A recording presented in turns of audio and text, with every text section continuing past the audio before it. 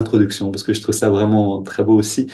C'est-à-dire comment on en arrive là, à la bataille.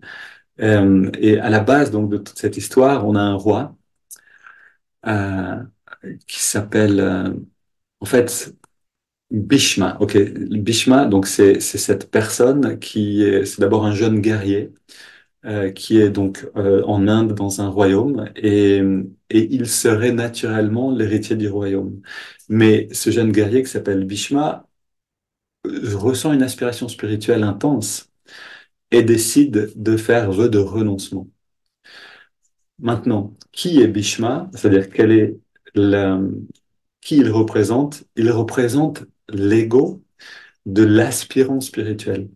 Donc, c'est vraiment ce qui va se passer pour nous tous, qu'à un moment, oui, il y a ce royaume, il y a ce monde, il y a ces biens qui sont à nous, mais en fait, en nous, il y a une aspiration pour quelque chose d'autre. Et elle est traduite dans l'histoire par ce vœu de renoncement que prend Bhishma. Et il prend un vœu sévère, c'est-à-dire qu'il est vraiment euh, absolument déterminé à rester renonçant, malgré le fait que c'est sur lui que repose finalement tout le royaume. Et donc, il va constamment devoir gérer le royaume, c'est vraiment le rôle de l'ego aussi, donc gérer tout ça. Et donc, on voit dans l'histoire qu'il va chercher à trouver un autre descendant pour que quelqu'un puisse régner, en fait, hein, et pas que ce soit lui. Parce que lui, il est le gérant en attendant que quelqu'un soit vraiment le roi.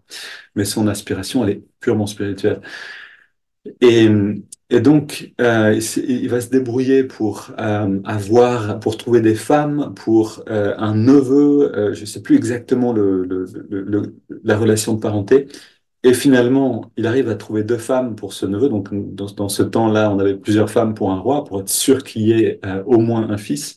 Enfin, je sais pas si c'était la raison, il y avait peut-être d'autres raisons aussi, mais en tout cas, c'était une raison qui est suffisamment d'enfants. Et finalement, ce roi, ce potentiel roi, qui est, je crois, son neveu, finit, ou son beau-frère, ou quelque chose comme ça, finit par... en fait, il s'adonne au plaisir de la chair avec ses femmes complètement. Et finit par s'épuiser et mourir sans donner d'enfant, en restant stérile. Et, et voilà aussi un enseignement. C'est-à-dire que pour que dans ce royaume, pour qu'il y ait un régent dans ce royaume, et ça c'est vraiment un des enseignements essentiels, on a besoin de savoir que faire avec cette énergie. En fait, on a besoin d'apprendre à reprendre le contrôle de l'énergie vitale qui peut en effet s'exprimer euh, dans les plaisirs sexuels.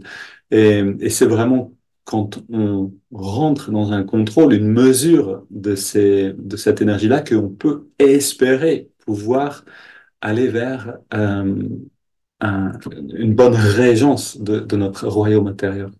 Alors ensuite, qu'est-ce qui se passe? Donc il y a la mort euh, de cet homme. Et donc, Bhishma va décider avec sa mère qui lui dit, écoute, il faut qu'on ait un fils pour ce royaume. Il faut en fait qu'il y ait quelqu'un qui prenne le contrôle de tout ça et pour le bien du peuple et ça. En effet, c'est juste, c'est le dharma. Et donc, Bhishma avec sa mère vont aller chercher un sage qui est Vedavyasa lui-même, qui est en fait celui qui a écrit toute cette histoire, enfin, qui l'a compilé, qui l'a retranscrit.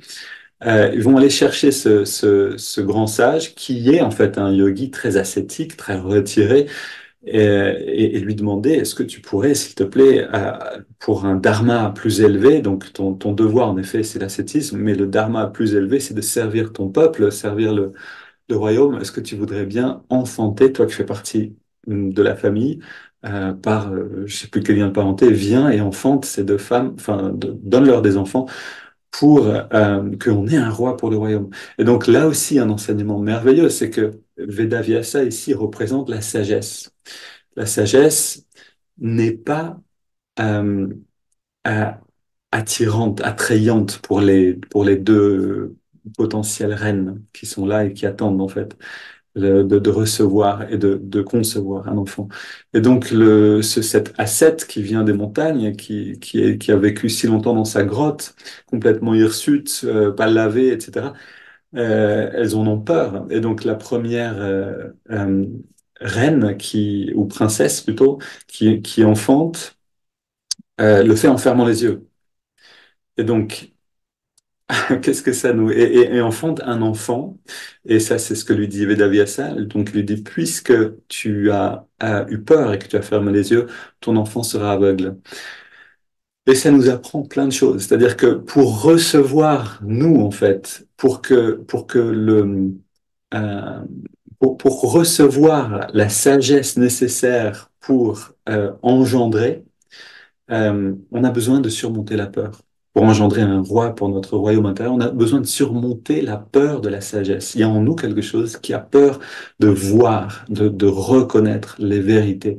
Et en effet, je veux dire, la sagesse abandonne, comme le disait Jésus, celui qui aimera plus sa famille, je sais plus, son fils, sa fille, son père, sa mère, que moi ne sera pas digne de me suivre. Voilà quelque chose qui peut nous secouer et nous faire peur. Donc il y a cette peur qui est là. Et donc cette première reine enfante un enfant qui est né aveugle et qui va représenter le mental. Qui sera plus tard le roi Dhritarashtra qui représente le mental aveugle. Je ne veux pas aller trop loin encore, mais encore un tout petit peu. Donc la deuxième reine prend son courage à deux mains, reçoit elle aussi la semence du grand yogi, du sage, mais elle se force à ouvrir les yeux, elle est pâle de peur, et Veda lui dit, donc Veda Vyasa lui dit, puisque tu as ouvert les yeux, donc il lui dit pas ça, mais en gros, voilà, son enfant ne sera pas aveugle, mais tu as pâli, tu es devenu pâle face à moi, ton enfant sera pâle. Et donc, il sera appelé Pandu, le roi pâle. Enfin, le roi potentiel. On va voir qu'en fait, c'est lui qui doit devenir le roi parce que, ayant eu le courage d'accueillir la sagesse en ouvrant les yeux malgré sa peur, en effet, elle peut engendrer un enfant qui est en capacité de régner. On n'a pas besoin d'être parfait, on peut être pâle de peur, mais on a besoin de bien vouloir voir ce que la sagesse nous demande de voir. Et donc là, on rentre dans une histoire très captivante, je dirais vraiment, vraiment très riche entre le roi Pandou et sa descendance, le roi Pandou et sa femme vont engendrer, et ces deux femmes d'ailleurs, des qualités extrêmement positives parce ils sont le résultat, le fruit de la sagesse qui s'incarne et voilà, dans ce royaume-là pour régner. Et donc, on a en effet toutes nos qualités positives. On va voir qu'en fait, il y a que attends, 6 enfants, c'est ça. Non, cinq enfants, les Pandavas. Et puis, d'un autre côté, le roi aveugle, donc la reine qui a fermé les yeux et qui a reçu la sagesse, mais qui n'a pas pu la recevoir et la voir, engendre un roi qui s'appelle donc Dhritarashtra, c'est ça, et qui est le mental, qui représente le mental aveugle. Et le mental aveugle veut régner. Le mental aveugle n'a pas envie de... Pourquoi est-ce qu'il est aveugle? Parce que tant que le mental existe, et il existe en fait par l'essence, le mental nous apprend le yoga est en fait le résultat des 5 sens. On pense avec des images, avec des odeurs, avec des parfums, avec du toucher imaginé de ça. En fait, tout le mental est un résultat des sens. Et tant que le mental existe et veut régner, on va engendrer, donc on lui donne en fait le pouvoir des qualités négatives. Et donc la Bhagavad Gita, c'est ce moment de la réunion après toute l'existence de ces deux lignées. On voit les enfants grandir, jouer ensemble, ils sont cousins. Ils sont à la fois opposés, mais en même temps, ils sont amis. Et puis, la grande division arrive. Le mental aveugle, le Dhritarashtra, veut que ses enfants règnent. Ses enfants, surtout, sont très avides de pouvoir. Et Pandou et sa lignée, eux, sont beaucoup plus tolérants et ouverts et essayent de voir si on pourrait pas euh, cohabiter. Et c'est vraiment ça aussi que nous apprend cette euh, histoire, c'est que on va tenter pendant longtemps de faire cohabiter les réalités spirituelles avec nos désirs du monde, et ça va marcher jusqu'à un certain temps, et c'est aussi une étape nécessaire. Puis à un moment, on a besoin vraiment de se mettre en chemin et de rentrer en fait dans cette transformation forte, c'est-à-dire de cette bataille qu'est la Bhagavad Gita. Ok, assez parlé.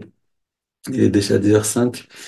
Je propose un petit temps mais je me réjouirais, voilà, de rentrer dans parce que c'est merveilleux de rentrer dans l'histoire de la Mahabharata, de la Bhagavad Gita et de voir, en fait, de découvrir que tout ce qu'on vit nous-mêmes, vous savez, tant de fois on est là à se dire, je sais ce que je devrais faire, mais j'ai vraiment envie de faire ça. Et puis on fait ça quand même. Vous savez, ça c'est vraiment ne pas vouloir voir la sagesse. C'est-à-dire qu'on ferme les yeux à la sagesse. On n'a pas envie de la voir. On a envie d'enfanter quelque chose, de rentrer dans une expérience en fait.